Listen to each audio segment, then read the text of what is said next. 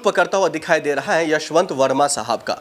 Delhi high court के वो जो है जज थे यशवंत वर्मा, उन पर कई तरीके के आरोप लगते हुए दिखाई दे रहे थे।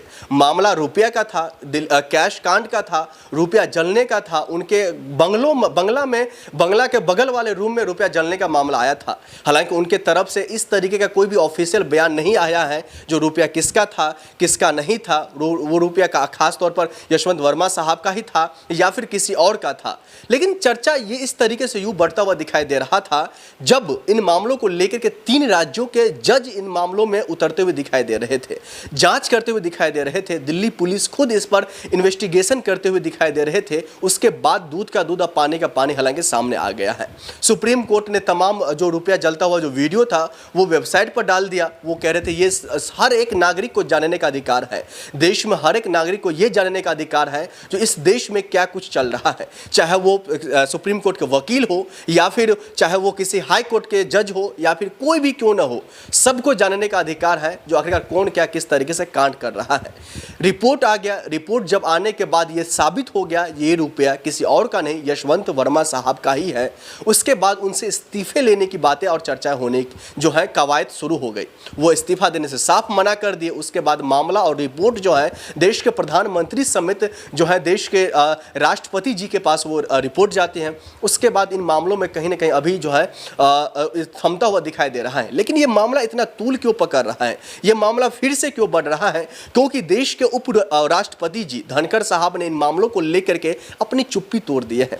वो इन मामलों को लेकर के ये कहने की कोशिश कर रहे हैं जो अब कहीं ना कहीं उन पर FIR होनी चाहिए। इन मामलों में कोई भी हो, चाहे देश में कोई भी किसी भी तरीके से भ्रष्टाचार मामलों में फंसता हुआ दिखाई दे रहा है या फिर उन पर साबित हो जा रहा है या फिर वो वाकई में उस कांड को अंजाम दिया हो, उन पर FIR दर्ज करके उनको सलाखों के पीछे डालने का कामकाज देश का कानून कर देता है और करेगा और करता रहेगा। लेकिन इन मामलों को लेकर के इतना जो है सुस्ती क्यों छाई हुई है, इस तरीके के सवाल कोई और नहीं देश को उपराष्ट्रपति धनखड़ साहब पूछते हुए दिखाई दे रहे हैं। लेकिन वहीं दूसरी तरफ अगर हम इन मामलों को लेकर के चर्चा करें तो दूसरी तरफ ये साफ तौर पर दिखाई दे रहा है जो दिल्ली पुलिस किसी और के अंदर में नहीं आते, देश के गृह मंत्रालय के अंदर में आते हैं, जिसका मुखिया अभी वर्तमान में जो है अमित शाह जी है।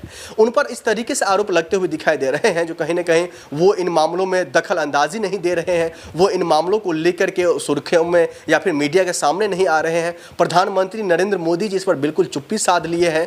क्या वजह है चुप रहने का, क्या वजह है इन तमाम मामलों को लेकर के दरकिनार करने का लेकर के? लेकिन देखना यह भी होगा जो आखिरकार जस्टिस वर्मा साहब का जो मामला है, अब उनको जो ट्रांसफर कर दिया गया इलाहाबाद हाईकोर्ट के, इलाहाबाद हाईकोर्ट में तमाम वकील इसका विरोध करते हुए, हालांकि एक तरफ विरोध भी हो रहा था तो वहीं दूसरी तरफ जो है वहां पर वो शपथ ले लिए, वहां पर वो कार्यभार संभाल लिए। लेकिन आरोप ये लग रहा था जो इनके पास अगर कोई भी केस जाता है, इनके पास अगर किसी भी तरीके का कोई सेंसिटिव मामला जाता है तो ये किस तरीके से न्याय देंगे?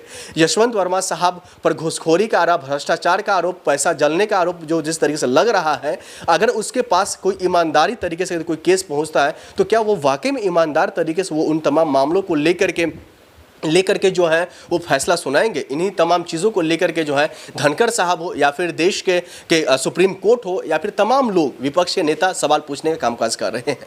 अब ऐसे में देखना ये होगा कि इन्हीं तमाम मामलों को लेकर के यशवंत वर्मा साहब को जेल होती है या फिर नहीं होते, सलाखों के पीछे जाते हैं कि नहीं जाते हैं, ये तो खैर आने वाले वक्त में ही पता चलेगा। लेकिन जिस तरीके से उन पर जो इन्वेस्टिगेशन हो रही थी, जिस तरीके से प्रूफ मिल गया, तमाम पेपर अब सामने आ गया है जो ये रुपया किसी और का नहीं, सिर्फ और सिर्फ ये रुपया यशवंत वर्मा साहब का ही था। अब कितना रुपया था, अब लाख रुपया था, करोड़ रुपया था या कितना रुपया था, इस बात का खुलासा नहीं हुआ है। लेकिन इस बात का जरूर खुलासा हो गया है जो ये रुपया किसी और का नहीं यशवंत वर्मा साहब का है।